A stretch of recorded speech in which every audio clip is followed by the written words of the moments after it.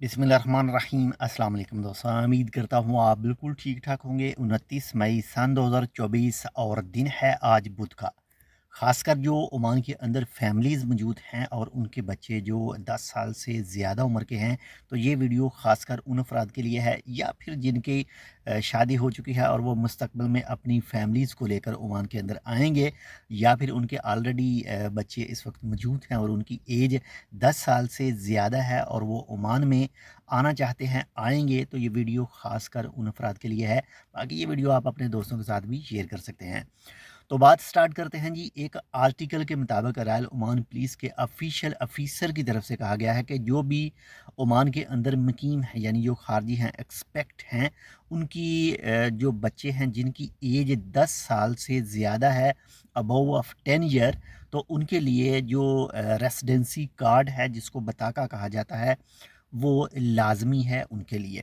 और उस आर्टिकल में ये भी कहा गया है कि कुछ जो फैमिलीज़ हैं उनके जहन में ये चीज़ मौजूद है कि जो बच्चे की एज 15 साल से ज़्यादा होगी तो उनके लिए रेसिडेंसी कार्ड लाजमी है।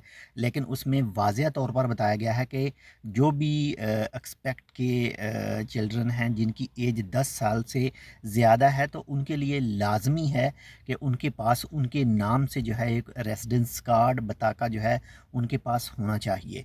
अगर उनके पास नहीं होगा तो उनके माँ बाप को जो है वो पर मंथ 10 ओमानी रियाल जो फ़ाइन है वो पे करना पड़ेगा।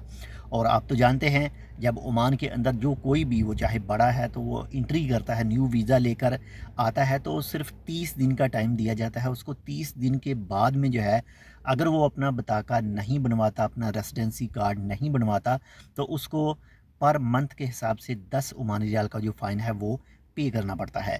तो इसी तरह से कहा गया है कि जिन बच्चों की एज 10 साल से ज़्यादा है, उनके वालिदैन उनका जो रेसिडेंसी कार्ड है उनके नाम से नहीं बनवाते, तो उनको भी, उनके वालिदैन को जो है वो 10 ओमानी रियाल का फ़ाइन पर मंथ के हिसाब से पे करना पड़ेगा। अगर उनके पास रेसिडेंसी कार्ड मौजूद है तो एयरपोर्ट में एक साइट और एंट्री के हवाले से भी बहुत ज़्यादा जो है वो नरमी इस्तेमाल होगी, यानी जल्दी से जो है वो एक साइट और एंट्री जो है वो कर सकेंगे।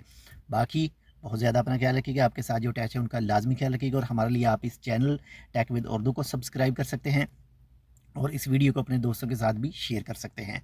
तो एक छोटी सी मालूमात थी, उम्मीद करता हूँ आपको पसंद है। इंशाल्लाह मिलते हैं आपसे दूसरी अपडेट के साथ। तब तक के लिए अल्लाह हाफ़िज़।